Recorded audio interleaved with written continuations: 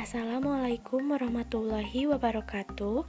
Perkenalkan, kami dari kelompok 6 yang beranggotakan Mira Mutiara Hanudin, Puzi Rizky Amalia, Rahmawati, Rosa Amnestia Rahayu, dan Sri Rahmayanti. Di video ini kami akan membahas mengenai karakteristik geografis dan kehidupan sosial, budaya, ekonomi, dan politik di wilayah ASEAN dalam pembelajaran IPS terintegrasi di kelas 6 SD. Langsung saja kita ke materi yang pertama, yaitu kehidupan sosial budaya masyarakat di negara-negara ASEAN. Association of Southeast Asian Nations atau ASEAN merupakan sebuah organisasi yang terdiri dari beberapa negara di Asia Tenggara. Organisasi ini dibentuk pada 8 Agustus 1967 di Bangkok, Thailand. ASEAN beranggotakan beberapa negara di kawasan Asia Tenggara, yakni Indonesia, Malaysia, Filipina, Singapura, Thailand, Brunei Darussalam, Vietnam, Laos, Myanmar, dan Kamboja. Berikut ini merupakan kehidupan sosial budaya dari masing-masing negara anggota ASEAN. Yang pertama ada Indonesia. Indonesia merupakan negara kepulauan yang memiliki keanekaragaman budaya, etnis, agama, maupun bahasa. Menurut hasil sensus yang dilakukan pada tahun 2010, disebutkan bahwa terdapat sekitar 1.128 suku bangsa yang ada di Indonesia. Etnis Jawa merupakan suku bangsa dengan penduduk paling banyak yang tersebar di Indonesia. Hampir setiap pulau ditemukan orang-orang dengan keturunan Jawa. Selanjutnya ada suku Sunda, suku Madura, suku Batak, Bugis, Sasak, Ambon, Asmat, dan lain sebagainya. Dalam berinteraksi, masyarakat Indonesia menggunakan bahasa Indonesia sebagai bahasa resmi. Namun, untuk bahasa keseharian, setiap suku bangsa menggunakan bahasa sukunya masing-masing. Keanekaragaman budaya daerah yang ada di Indonesia ini menjadi khasanah budaya bangsa. Masing-masing daerah memiliki ciri khas tertentu yang mewakili setiap daerahnya, seperti rumah adat, pakaian adat, kesenian, bahasa, dan lain sebagainya. Semboyan nasional Bhinneka Tunggal Ika yang memiliki arti kesatuan dalam keragaman mengacu pada komposisi beragam negara Indonesia serta menunjukkan bahwa meskipun masyarakatnya multikultural, namun tetap tertanam perasaan kesatuan dalam pikiran dan hati masyarakat Indonesia. Kehidupan masyarakat Indonesia sangat kental dengan nilai-nilai kebudayaan, sehingga segala perilaku diatur oleh berbagai norma yang berlaku. Masyarakat Indonesia juga dikenal dengan karakter masyarakat yang ramah dan menjunjung tinggi nilai-nilai kebersamaan. Selain keanekaragaman budaya, Indonesia juga memiliki keanekaragaman agama yang dianut oleh setiap penduduknya. Mayoritas penduduk di Indonesia beragama Islam. Kemudian, sisanya memeluk agama Kristen Katolik, Kristen Protestan, Hindu, Buddha, dan Konghucu. Selain itu, sebagai negara agraris, mayoritas penduduk di Indonesia bekerja sebagai petani. Ada juga yang bekerja sebagai nelayan, dan tidak sedikit pula yang bekerja di bidang industri dan bidang lainnya. Yang kedua ada Brunei Darussalam. Brunei Darussalam merupakan negara yang multietnis, di mana etnis-etnis tersebut tergabung dalam satu kelompok etnis yang dinamakan dengan Barunai. Keragaman yang ada dalam etnis tersebut terletak pada aspek kebudayaan, sosial, dan bahasa. Bahasa resmi yang digunakan Brunei Darussalam adalah bahasa Melayu, namun mereka juga menggunakan bahasa lain seperti bahasa Inggris, Mandarin, dan Filipina.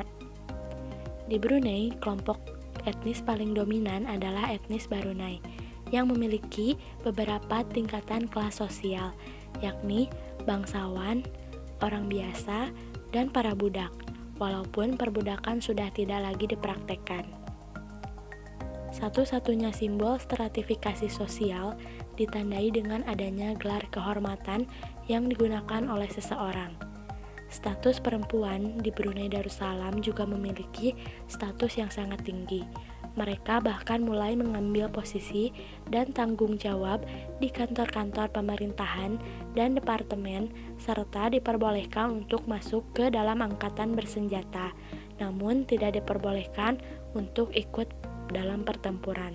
Di negara ini, mayoritas penduduknya beragama Islam. Wanita Muslim di Brunei Darussalam diwajibkan untuk memakai penutup kepala tradisional yang dinamakan dengan tudung. Hukum kewarisan yang berlaku pada warga Muslim adalah hukum kewarisan Islam, sedangkan untuk warga non-Muslim diberlakukan praktek-praktek tradisional. Yang ketiga ada Filipina. Di negara ini, mayoritas etnisnya adalah etnis Filipino yang merupakan campuran Melayu-Spanyol, Melayu, Spanyol, dan Moro Negrito. Tagalog merupakan suku utama yang ada di Filipina. Bahasa resmi yang digunakan oleh rakyat di negara ini adalah bahasa Inggris dan bahasa Tagalog.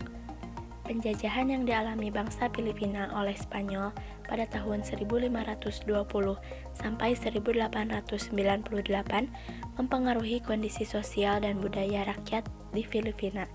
Seperti orang Filipina sebagian besar beragama Katolik, yang tidak lain merupakan agama penjajahnya dahulu.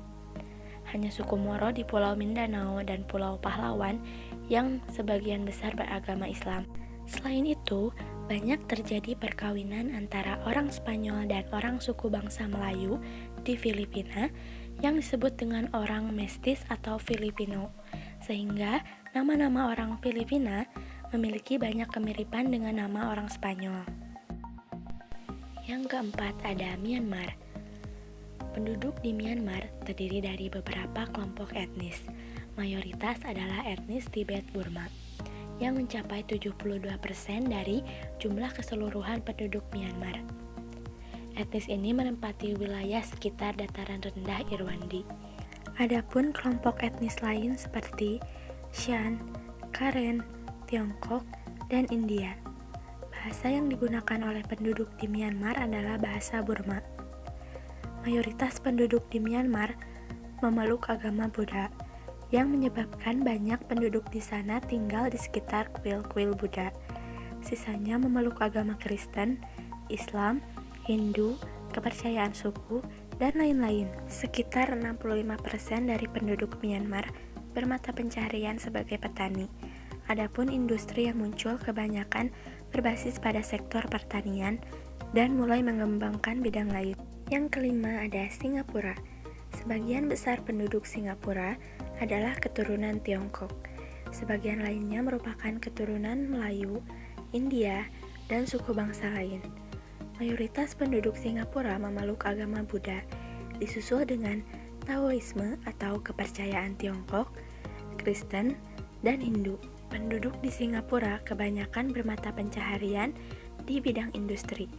Mereka sangat berorientasi pada target dan sangat kompetitif, sehingga kebanyakan penduduk di sana menghabiskan waktu untuk bekerja. Sarana dan prasarana modern telah menjadi bagian dari kehidupan penduduk di sana. Yang keenam ada Thailand. Mayoritas penduduk di Thailand berasal dari suku bangsa Thai yang mencapai 75% dari keseluruhan penduduk. Sisanya merupakan keturunan Tiongkok, Melayu, dan Mongolia yang berkulit kuning. Lebih dari 94% penduduk Thailand menganut agama Buddha, sedangkan yang memeluk agama Islam hanya sebagian kecil penduduk di sekitar perbatasan Malaysia. Mayoritas penduduk Thailand bermata pencaharian sebagai petani. Yang ketujuh ada Vietnam. Vietnam merupakan salah satu negara dengan penduduk terbesar di Asia Tenggara. Secara etnis, Vietnam menjadi negara homogen di Asia Tenggara karena sekitar 90% penduduknya adalah orang Vietnam. Meskipun terdapat juga etnis minoritas. Kebanyakan etnis minoritas di Vietnam termasuk ke dalam etnis minoritas asli. Mereka tinggal di wilayah barisan pegunungan Vietnam. Kelompok terbesar adalah Rumpun, Thai, dan Hmong. Yang kedelapan ada Kamboja. Kamboja termasuk ke dalam negara dengan jumlah penduduk sedikit di Asia Tenggara. Mayoritas etnis yang menjadi penduduk Kamboja adalah etnis Khmer. Jumlahnya mencapai 85% dari total keseluruhan penduduk Kamboja. Sisanya adalah etnis Vietnam, Tiongkok, Muslim Chan, dan beberapa suku primitif. Dibandingkan etnis Vietnam, etnis Tiongkok di Kamboja berintegrasi lebih baik dengan penduduk Khmer. Yang kesembilan ada Malaysia.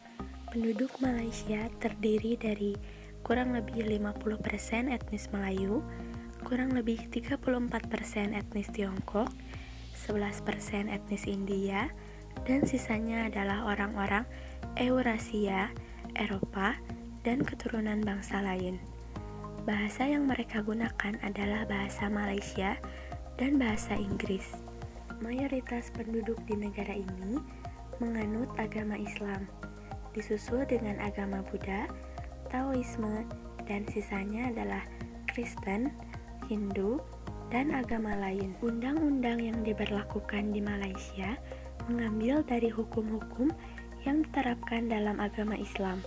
Oleh karena itu, di Malaysia diberlakukan hukum rajam, cambuk, dan hukum gantung bagi orang-orang yang melakukan pelanggaran berat. Hukuman tersebut diberlakukan bagi siapa saja yang melakukan pelanggaran di wilayah kedaulatan Malaysia. Yang ke-10 ada Laos. Jumlah penduduk Laos jika dibandingkan dengan beberapa negara ASEAN termasuk ke dalam jumlah penduduk yang paling kecil. Sekitar 50% penduduk Laos menganut agama Konghucu, 34% kepercayaan suku, 2% Kristen, dan 6% agama lain. Bahasa nasional yang mereka gunakan adalah bahasa Laos. Namun mereka juga menggunakan bahasa lain seperti bahasa Inggris, Vietnam, dan Perancis. Etnis bangsa yang banyak ditemukan di Laos adalah etnis Laosian, yang terdapat sekitar 60%. Selanjutnya, 30% suku gunung, dan 5% suku lainnya. Penduduk Laos banyak yang tinggal di daerah dataran rendah di pinggir sungai. Adapun orang Meo dan Yao, keturunan Tiongkok bagian selatan, banyak yang tinggal di daerah pegunungan. Sehingga mereka memanfaatkan lahan yang ada di pegunungan untuk pertanian dan menggunakan sistem tebang bakar. Kondisi geografis Asia Tenggara. Kondisi geografis adalah keadaan alam yang berada di muka bumi yang membentuk lingkungan hidup manusia. Kondisi ini terdiri dari unsur-unsur bentang alam, letak, luas, iklim, batas wilayah, dan sebagainya.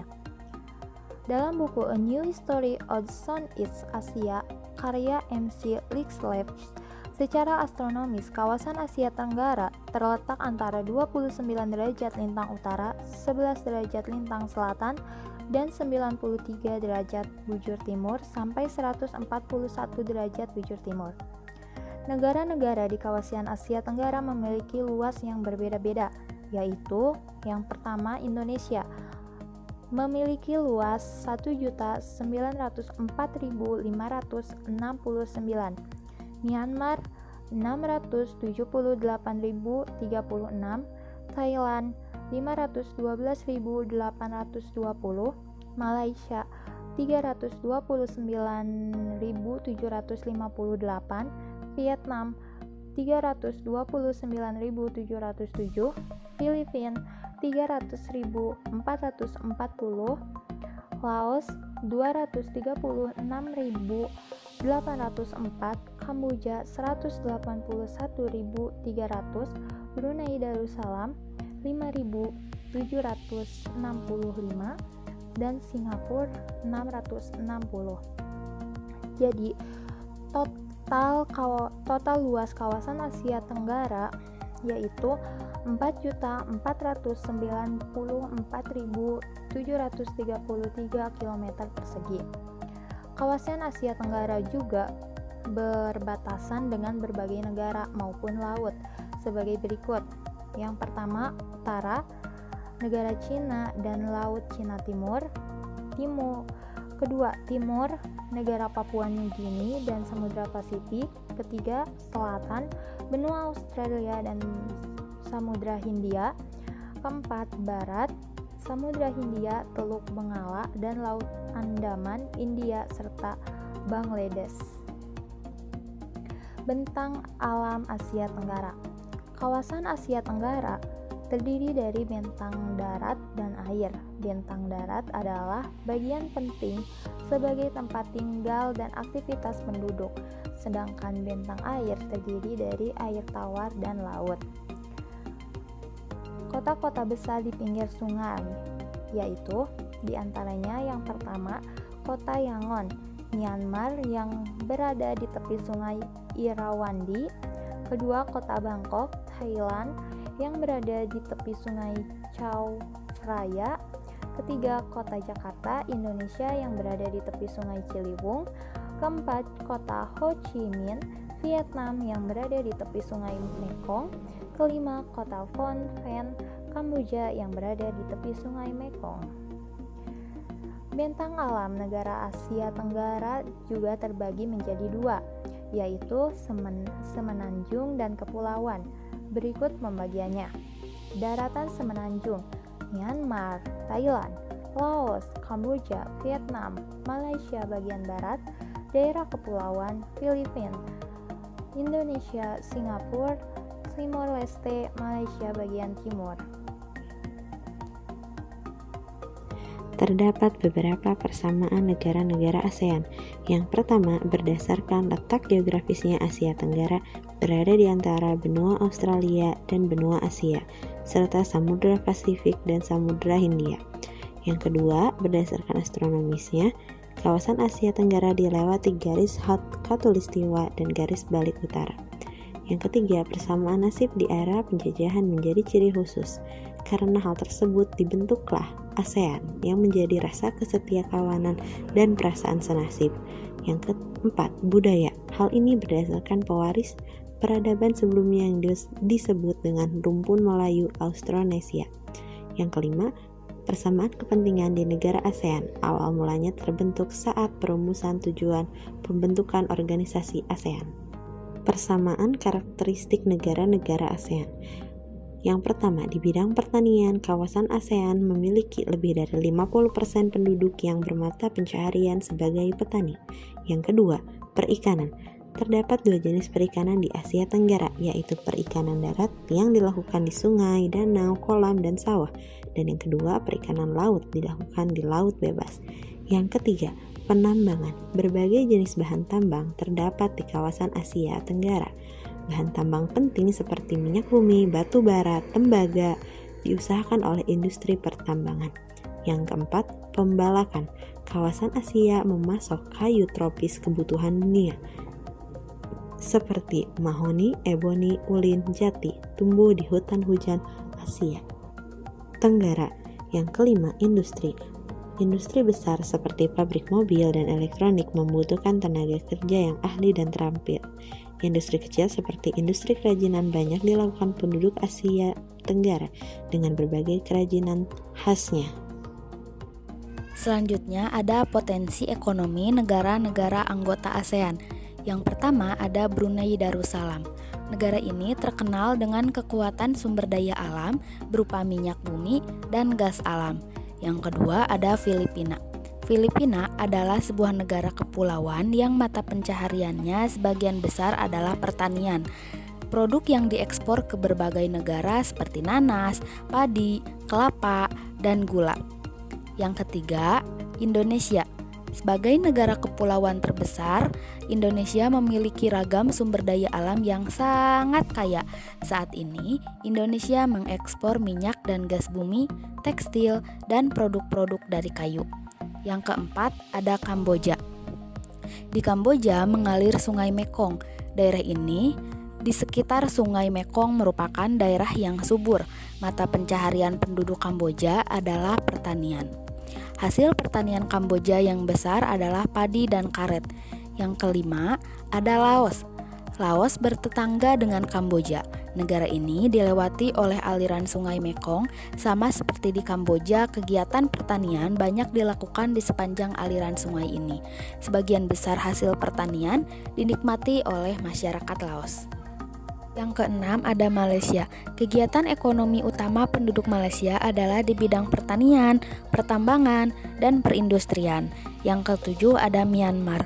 Mata pencaharian utama penduduk Myanmar adalah pertanian, perkebunan, dan pertambangan. Yang kedelapan ada Singapura. Saat ini, Singapura menjadi negara transit ramai di Asia. Potensi ekonomi di negara Singapura adalah perdagangan, karena sumber daya alam yang dimiliki oleh negara ini sudah habis, sehingga memanfaatkan perdagangan agar negara Singapura tetap maju. Yang kesembilan, ada Thailand. Thailand sering disebut sebagai lumbung padi di Asia Tenggara. Padi memang merupakan hasil pertanian terbesar dari negara ini. Selain itu, perkebunan, kehutanan, pertambangan, dan industri juga merupakan kegiatan ekonomi penduduk Thailand. Saat ini, penghasilan utama Thailand adalah sektor pariwisata. Keunikan bangunan budaya di Thailand menjadi daya tarik tersendiri bagi para wisatawan mancanegara. Yang ke-10 ada Vietnam. Setelah pulih dari perang Vietnam, negara ini mulai berkembang di berbagai sektor perekonomiannya. Pariwisata dan turisme mendukung perkembangan ekonomi. Bidang pendukung lainnya seperti usaha jasa di bidang perhotelan, restoran, serta transportasi juga turut berkembang pesat. Analisis konten IPS kelas 6 mengenai karakteristik geografis dan kehidupan sosial budaya, ekonomi, politik di wilayah ASEAN terdapat pada buku tematik. Yang pertama ada di tema 1 dengan kompetensi dasar, mengidentifikasi dan menyajikan hasil identifikasi karakteristik geografis dan kehidupan sosial budaya, ekonomi, politik di wilayah ASEAN. Yang kedua ada di tema 4 dengan kompetensi dasar, menganalisis dan menyajikan hasil analisis posisi dan peran Indonesia dalam kerjasama di bidang ekonomi, politik, sosial, budaya, teknologi, dan pendidikan dalam lingkup ASEAN. Dan yang terakhir ada di tema 5 dengan kompetensi dasar, menganalisis dan menyajikan hasil analisis posisi dan peran Indonesia dalam kerjasama di bidang ekonomi, politik, sosial, budaya, teknologi, dan pendidikan dalam lingkup ASEAN. Terima kasih.